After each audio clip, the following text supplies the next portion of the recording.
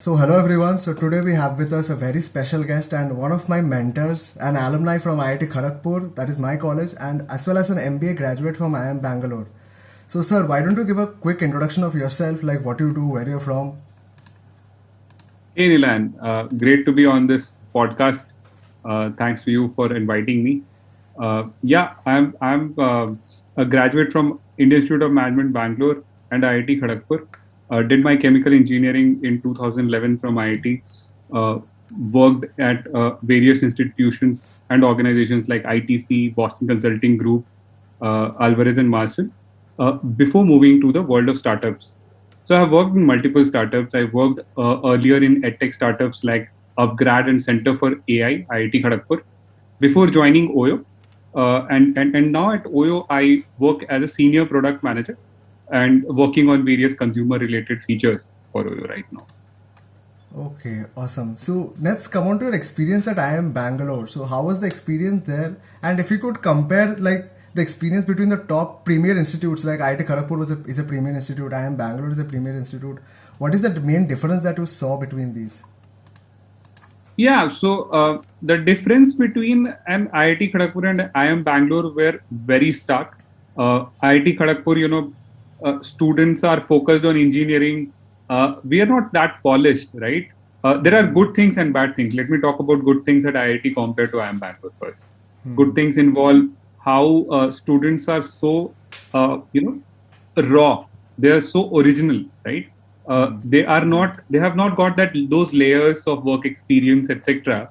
And the ideas which you will hear from an undergrad at IIT Kharagpur, they are quite original. They are they capture the zeitgeist of the current times, right?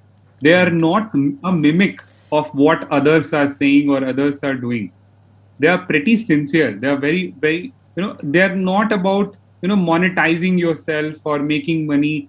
They are some of the most smart ideas, frankly. And I'm sure today, when I interact with IT Kharagpur students today, I feel they are probably some of the smartest students I've ever met. uh, and when I say smart, I'm talking about IQ levels for sure, right? Like how students are able to do the math, how students are able to visualize various models, how students are able to understand various engineering problems, right? Right. They're also very humble. Also, I find IT Kharagpur students very humble, right? So these are some of the values which I saw. Like people come from diverse backgrounds. These are their first times interacting with students across India, right? And those discussions are pretty rich in terms of what of either it be politics, culture, literature, movies. I have had some of the best discussions of my life at IIT Kharagpur. They are so the depth of those discussions were very good, right? So these were the good things about IIT.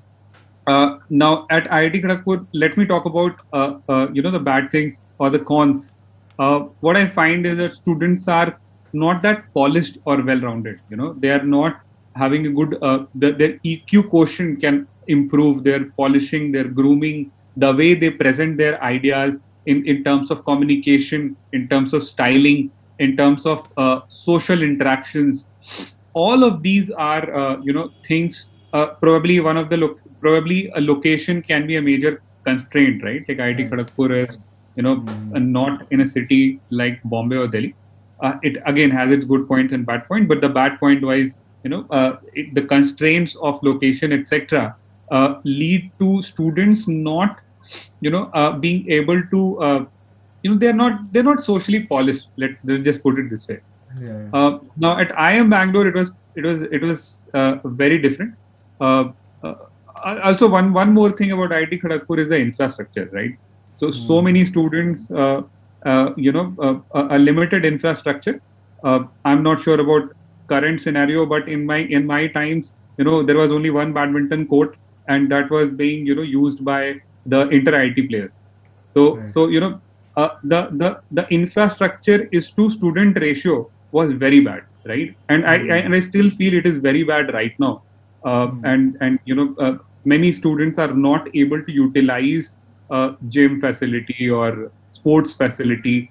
or swimming facility or whatever kind of facility you can say in terms of infrastructure is to student ratio is very poor, and that reflects, right? So students are while they are good in engineering, etc., they are not able to develop themselves all round, right? um, at MBA schools, I cannot comment about others, but at IIM Bangalore, what I found to my delight is that the infrastructure was very, uh, good. It was excellent in terms of the way they have managed. The rooms are larger. People are not crammed up in a room. The food in the hostel is good. The sports infrastructure is very good, so that one person, so it can almost be 1:1. So you can always get a capacity, you can always get time to play some sport or the other in some infrastructure. So definitely the infrastructure wise, I will say I'll give much more marks to IIM Bangalore. In terms of polish, you again meet diverse kind of crowd.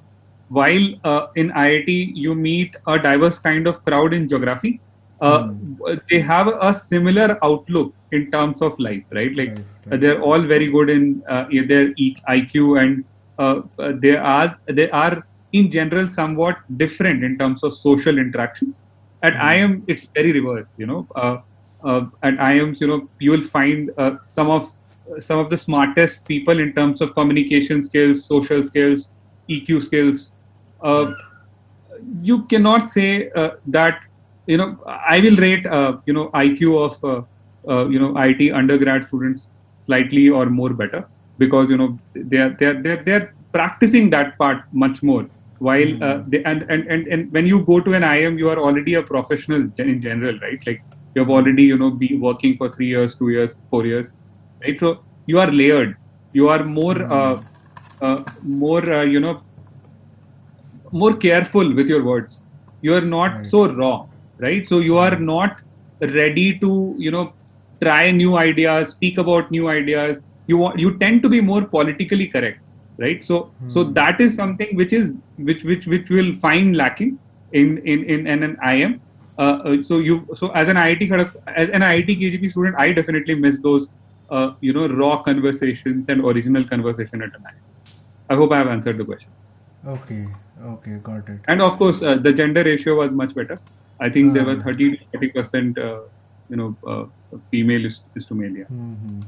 So you talked about work experience. So I'm going to put my next question in context of that only. So you were working at ITC Limited before, a very reputed company, and then you decided to do an MBA.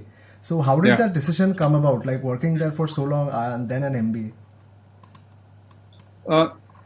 I mean, unlike now where you have content creators like you who who are guiding folks around India, right? Like you want to do an MBA or you want to start up, etc., etc. Those times there was not much content, right? Like what do you want to do? How do you want to do? That was a big problem, right? Like people definitely had a path. Generally, in ITC, what I had found is that seniors worked for X number of years, then they did an MBA, and then they moved to consulting. So that was a traditional path which folks in ITC or HUL used to follow after doing IIT, right? I had no such inclination. I was not sure what to do.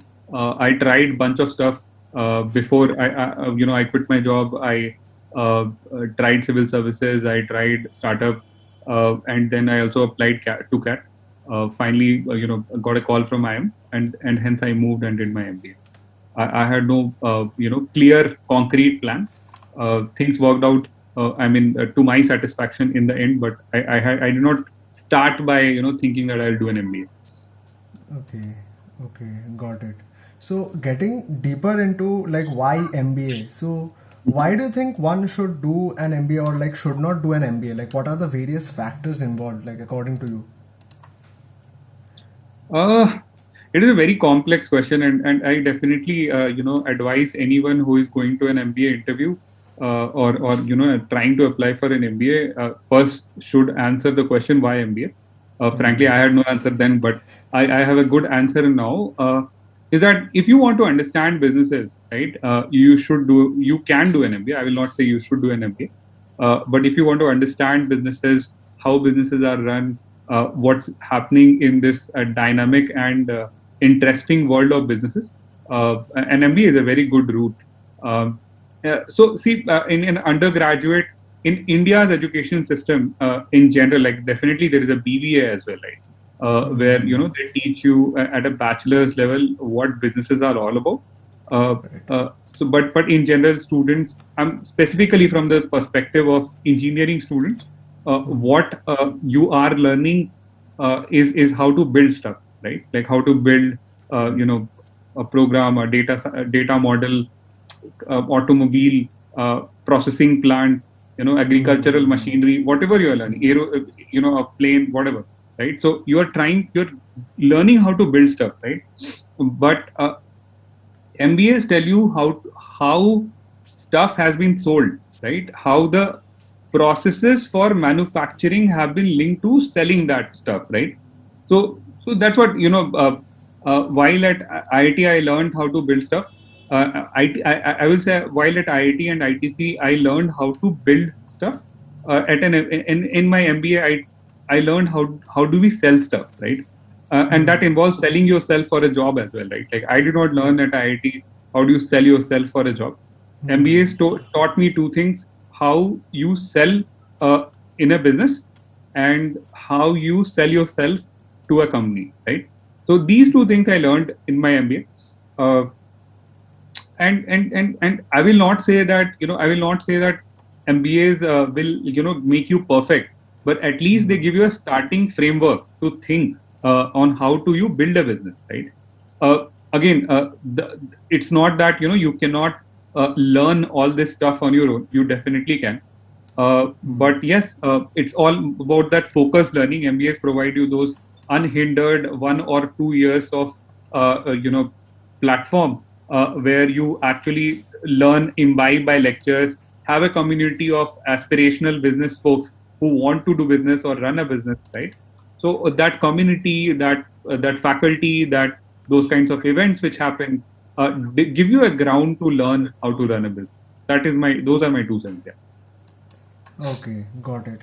So there are a few factors which I think people really consider while doing an MBA, and one of the factors is like paying such a hefty price, like paying like in IIMs, I think you pay upwards of 20 lakhs, 25 lakhs for an MBA. So is paying 25 to 30 lakhs for an MBA like really worth it? And like suppose like we can talk in context of tier 1 colleges as well as tier 2, tier 3 colleges. Like are MBAs only worth in tier 1 colleges and also paying such a hefty price for that? So if you can please talk about that. I cannot comment on the tier 2 and tier 3 colleges. Have not studied, or not be fair for me to comment, but now the fees of IIM and ISB, they range from around somewhere between 20 to 40 lakhs. ISB on the higher side. Definitely that fees is on the higher side. No two opinion about it. But is it justified or not justified is a very difficult question to answer, right? We have good, cheaper resources as well, right? Like you can do it from Coursera, etc. And I'm sure that things are moving online, right? So and I'm sure that there are a lot of programs which will get started and people with will Upgrad. We have worked at Upgrad. Upgrad is also doing a lot of things in MBA. Yeah. So there are a lot of programs there, and I have a feeling that this MBA platform will become unbundled. So instead of every student going through a 2-year grind of the similar courses, you would see 6-month courses, 4-month courses, 1-year courses coming up, right? So there will be no right answer. It will become more and more customized to a student's needs, right? But the interesting part here is that the student also has to be aware what he lacks, what he wants, and what he will, what do you want to get, right? So the one comment I have on the online programs is that, an MBA teaches you a lot of stuff, like different kinds of stuff. What I learned is not just business theory and, how do you, and the history of business. What I differently learned and I appreciate today is how you interact in a social setting, in a business setting, and how you improve your communication skills, writing skills, presentation skills. And as an IITian, we do not value all that, right? Like we do not understand the value of selling. How do you communicate well? How do you, in a very succinct manner, you are able to communicate your idea. One good joke you will hear all around is that at IIT you do your BTP project and write thesis after thesis, only to move to a corporate environment where you have to give elevator pitches of 30 seconds or 1 minute, right? See the stark difference, right? So how do you bridge the gap, right? So MBA or not doing MBA, I think one definitely needs to improve upon their communication skills, reading, speaking, writing, presenting, and this is something which everyone has to find a hack for, because while you can learn all the theory etc. on YouTube or Coursera or Upgrad, how do you become a better presenter or a better seller, and work and one more thing MBA taught me is working on group projects, right? Like 10 people, and in every course you were asked to work on group projects where 7-8 people work together, and you have to, the group has to work together to win the score, to win the marks, right? So you have to work in team. Now at IIT, everybody is an individual performer and everybody is competing very hard. At IIM also people are competing very hard, but there is this element of group work, right? So teamwork. So those team player skills improve. At IIM, you have to present in every program. You have to present 2-3 times in every course. And there are 20-30 courses.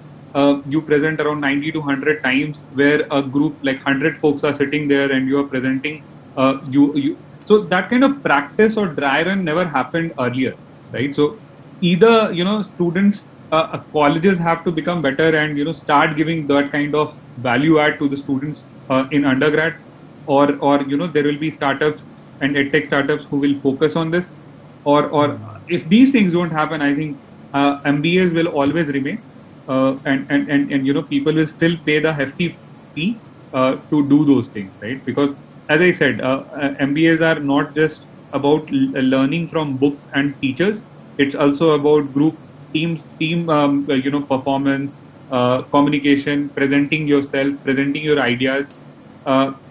Apart from that, you remain in that social setting and you improve. It's a finishing school, right? So it's not, and you also work on your leadership skills, organizational skills, right? Which are again not given due importance in undergraduate in India. So defining an MBA just by the package, just by the fees is actually a very non-justified way to look at an MBA course, right? So there are, as I said, there are many value adds from an MBA. It's a very different story if you want to say that would you like to give 20 to 40 lakhs to just get this, right? That's a very different story. When I completed my MBA, I was really not very sure of if I did the right thing, but over the years, when I see how it has impacted and improved my professional life, I really think it was justified. But I'm not sure, like again, an MBA or engineering degree is also a matter of the time when you're doing it, right? And how you are doing it. So to each time its own, right? So it's not very easy a question to answer, frankly. Okay, got it. So you talked about the impact that MBA had on you, and there is a very common saying nowadays, like that people often say that we learn more running a startup rather than doing an MBA. And the best person to clarify this statement is from you, because you have run companies, you've worked in startups, and you have done an MBA as well. So what do you think about this statement? Again, it's a very personal, personal opinion of everyone, and I'm aware that many people say that. See, to be frank and honest, I feel MBA definitely helps you get more structured, right? Like of course, there are skills which you learn only from actually doing some stuff, right? But how do you structure that stuff? How do you structure your plan or project or activities is something which I learned from an MBA. It's not that a particular specific course helped me. it is more the idea that having a plan to do something is really important, right? And how do you create that plan? How do you structure that plan? The importance of planning itself is what I learned during my MBA, and what I've seen in many startup founders and youngsters in general. I met like so many people who start in either as an undergraduate, as a dropout, or after their college degree. What I find interesting is that I don't see a lot of planning being done by them, right? And this idea that success will happen on its own, right? There's no definitive planning to do that, to succeed, is something which I find very interesting. I'm not saying that they don't succeed or they succeed or not. Actually, many of them succeed, and I admire them. But what I find it is that they don't have a plan, right? Like, and I am firmly of the believer that some plan is better than having no plan, right? And that's where I find MBA has helped me a lot to structure myself, while working in a startup or while working on my own business. Uh, so yeah, that is my opinion. Okay, got it. And one more thing I think that confuses many Indian aspirants for MBA is that whether they should do an MBA abroad or whether they should do it inside India. So what do you think about this? Like, when should a person do an MBA abroad and when should they do it in India? Again, I think one misconception everyone has is why you should do an MBA. Everyone thinks that you should do an MBA for those hefty pay packages, or Right. which I think, frankly, they are not very hefty. I mean, they are quite moderate. There is a upper limit and there is a lower limit, and there is a good decent average as well. But what I definitely want to point out is that that is a very wrong objective of doing an MBA. That after leaving my college, I will have this degree or job, or I will have a guaranteed job. By the way, placements at MBA are very competitive. It's a painful exercise. The current placement program which MBAs run. So the idea when you enter an MBA or even an IIT is that I will have to get this job, or that itself is very wrong, right? So that is where I think the entire problem arises. That people go do an MBA thinking that MBAs are a placement school and they will help me get a job guaranteed and with X lakh rupees or X crore rupees per year. This idea itself is very wrong. I think people should go join an MBA because it will give them a structured learning and the impact in terms of their growth, right? Forget your company or the organization you are working or your own startup. Their own growth will be high, and that should be the objective, right? And the money will follow. The money will come slowly, right?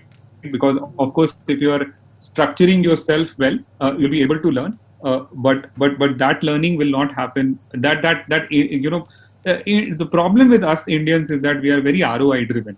We are always like we gave Right. X lakh, how much will we get in return, right? So that itself is a practice which is, I'm not saying lose money, right? Like, I'm not saying just go party and lose money, but we are not long term invested in our ideas, in the things we do. So that long term thought process needs to be there. So when you have that long term thought process, I do not see why an Indian MBA is different from a foreign MBA.